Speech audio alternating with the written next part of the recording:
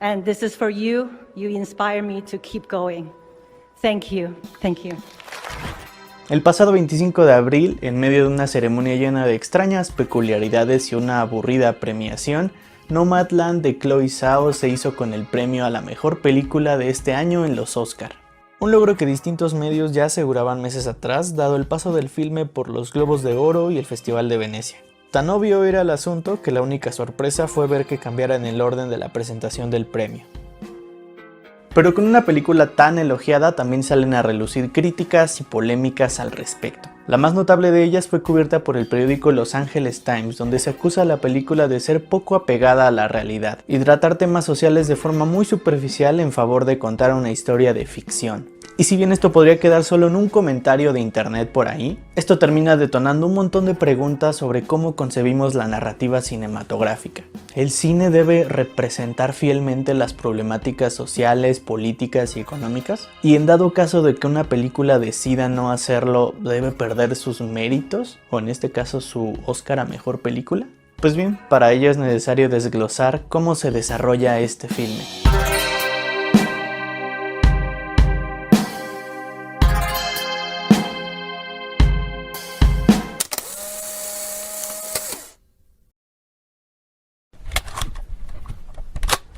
El 30 de marzo apareció un artículo de opinión de Los Angeles Times titulado «Nomadland revela la realidad de trabajar en Amazon». En él, el columnista Alec McGillis acusa al largometraje de ser poco crítico en contra de Amazon, al decidir omitir detalles con respecto al trato dado a sus empleados en una época donde han salido a reducir las demandas de los trabajadores hacia dicha empresa. Esta crítica viene de una comparación con el libro en el que está basada la historia, Nomadland, Surviving America in the 21st Century, un libro de no ficción escrito por la periodista Jessica Bruder en 2017, donde a través de la historia de una mujer llamada Linda May y de otros testimonios, conocemos cómo es vivir como nómada en Estados Unidos, viajando por el país en casas rodantes y obteniendo empleos temporales para poder sobrevivir. En dicho texto, el asunto de los empleados en Amazon es una parte fundamental, pues la autora se dedica a exponer las condiciones laborales de esta empresa a las que se ven obligados a vivir cientos de personas mayores que viven como nómadas y bajo condiciones de vida precarias, todo tras los remanentes de la crisis económica de Estados Unidos del año 2008. En Nomadland, la película, este mismo contexto está presente. Y no solo eso, también podemos ver ante la cámara a verdaderas personas en esta situación siendo retratadas en su día a día, incluso la propia Linda May. Pero en esta ocasión, su historia es sustituida por la de un personaje ficticio escrito originalmente para la cinta, Fern, interpretada por Frances McDormand. Y aunque se le muestra trabajando en las casas de reclutación de Amazon, esto se deja de lado en favor de mostrar el viaje introspectivo que realiza la protagonista a lo largo del país junto con estas personas mientras intenta superar una pérdida. McGillis opina que tratar este tema de superación en vez de enfocarse en el tema de denuncia que hace el libro es perjudicial, pues nos puede dejar a nosotros como espectadores con una mirada poco crítica y realista sobre los abusos que ofrecen las multinacionales contra sus empleados. Y puede que sea cierto, pero ¿es tan malo que no se haga una adaptación al 100? Pensémoslo así, el cine es un espejo de la realidad. Varios estudios sobre teoría cinematográfica afirman que esto es solo una expresión romantizada. Claro que el cine, como todo tipo de arte, se enmarca siempre en la realidad en la que fue creada, pero nunca es una representación exacta, y todo lo que vemos siempre está condicionado a lo que el director quiere que veamos. Esto no solo afecta en el tema que se va a tratar, también en cómo se va a contar, qué recursos narrativos utiliza el director para contar esta historia. En el caso de Nomadland era obvio que la narración debía ser modificada, pues tanto un texto periodístico como un producto audiovisual utilizan diversos lenguajes para contar una misma realidad. En esta película, dicho lenguaje concreto está planificado desde el guión que adapta esta historia. Curiosamente es la misma Chloe Zhao la que se encarga del guión de la película. Y así como una obra solo toma una porción de la realidad, al pasar de medio a otro también se vale cambiar un par de cosas para que encajen con el lente de la cámara. Hacer esto implica encontrar cuál es el tema central de la historia, para saber qué descartar, cómo expresarlo a través de imágenes y sobre todo qué cosas nuevas proponer. Esto es esencial, pues en el cine de ficción es necesario construir un conflicto. Sin él, el público se sentiría desconectado de lo que está viendo. Incluso la propia directora nos confirma esto en una entrevista. Miraba frente a mí este mundo rico y pensaba cuál es realmente el tema central del libro. En este caso fue un sentimiento de pérdida colectiva, pérdida de una forma de vida, pérdida de un ser querido, pérdida de una comunidad, un trabajo, y cómo te redescubres a ti mismo a medida que avanzas.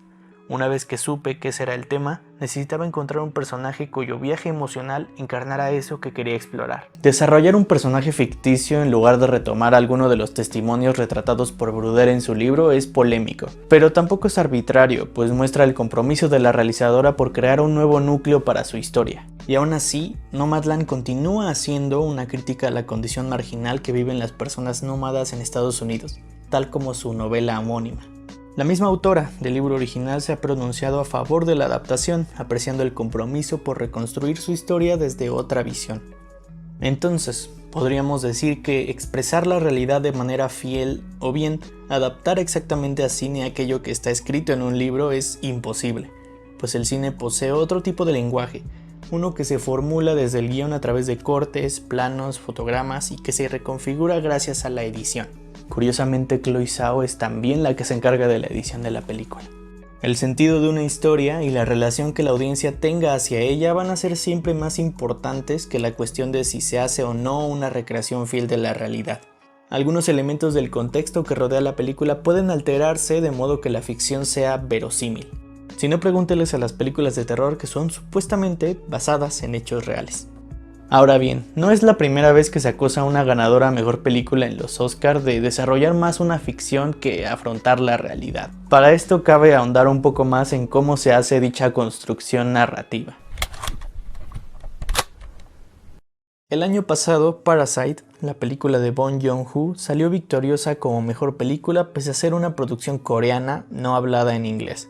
Parasite no solo fue reconocida por su trabajo narrativo a través de lo visual, también fue reconocido su valor por atreverse a hacer una crítica a la desigualdad entre clases sociales. Es interesante cómo en aquella ocasión no saltó ninguna crítica sobre si el tema que relata el cineasta surcoreano fue bien abordado o sobre si excluyó información en favor de la historia.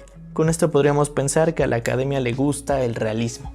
Pero entonces, si el criterio para que una película merezca ser nombrada mejor película del año depende únicamente de qué tan fiel refleja la realidad, entonces sería incomprensible pensar que una película como La forma del agua se haya llevado ese mismo premio en el 2018. En aquella ocasión todos aplaudieron aquel reconocimiento que significó un logro para el cine de género y fantasía, y en ningún momento se juzgó si dicha cinta estaba o no apegada a la realidad. Varios sostienen que, a diferencia de otros años en los que la academia premia a la película que más retrate la situación en la que vivimos, en aquella ocasión fue premiada una película que permitiera desconectarnos de la realidad y nos llevara a un mundo de seres fantásticos, amor y villanos malvados. Y qué mejor si aquella película contaba con una maestría en el uso del lenguaje cinematográfico. Grande del Toro. Y si seguimos con más ejemplos de los últimos 4 años, quedaría hablar de Green Book, la ganadora del 2019, que tuvo un caso similar a Nomadland. A pesar del buen recibimiento del público y las buenas críticas que tuvo esta historia protagonizada por Viggo Mortensen y Mahershala Ali, la película pasó por el análisis de muchos cuando se le acusó de omitir detalles de los hechos reales que relata. Medios como The Root aseguraban que dicho largometraje tocaba el tema racial de forma moderada, rebajando situaciones crudas y violentas de aquel periodo histórico en el que está enmarcado, todo con el fin de mostrar una historia irreal donde el personaje blanco se hace amigo del personaje de color. Quizá la cuestión no es que algo sea realista o no, más bien todo recae en la insistencia de grupos puristas por ver una adaptación fiel cuando existe un punto de comparación, ya sea un libro o la vida real, cosa que no ocurrió con la cinta de Bong Joon-ho al ser una producción original. Y como ya les he insistido, lograr una adaptación fiel no es necesario ni posible. Entonces, si una cinta decide evitar hablar sobre alguno de los temas del mundo real, ¿merece perder todo mérito? Lo cierto es que, aunque en este último año diversos países han atravesado tiempos difíciles devenido de crisis políticas, sociales e incluso sanitarias debido a la pandemia, una sola película, como representación artística, no debe cubrir en totalidad todos estos temas, pues de acuerdo al punto de vista que se aborde se pueden omitir o alterar elementos en pro de la narrativa. Y sobre si Nomadland merece ser nombrada mejor película, también es cierto que la Academia de unos años para acá ha sido duramente criticada por premiar a sus ganadores con base en decisiones meramente políticas. Y puede que en parte tenga razón esta acusación. Pero si regresamos a los ejemplos que hemos estado viendo, encontraremos que al menos en el premio más importante de la noche existe un punto medio para elegir a la ganadora, tomando en cuenta no solo los temas que aborda, también su valor como construcción dramática y el uso de las técnicas cinematográficas para contar una historia. Así tenemos a la ganadora de este año, un filme que está en un punto medio. Se acerca lo más que puede a reflejar los paisajes y modos de vida de forma realista, pero al mismo tiempo se aventura a contar una historia melancólica, nostálgica, pero a pesar de todo optimista. Todo con un ritmo y una puesta en escena contemplativos. Justo lo que los Oscars les gusta premiar. Aunque la premiación estuvo de más en medio de un año tan complicado, la verdad es que las películas sí valen la pena. E independientemente de la percepción personal que cada espectador pueda tener con respecto a esta cinta, lo cierto es que lo que presenta Chloe Zhao y los reconocimientos que ha ganado siguen teniendo mérito, pues continúan perpetuando la característica más importante del cine: retratar una realidad social desde lo puramente artístico.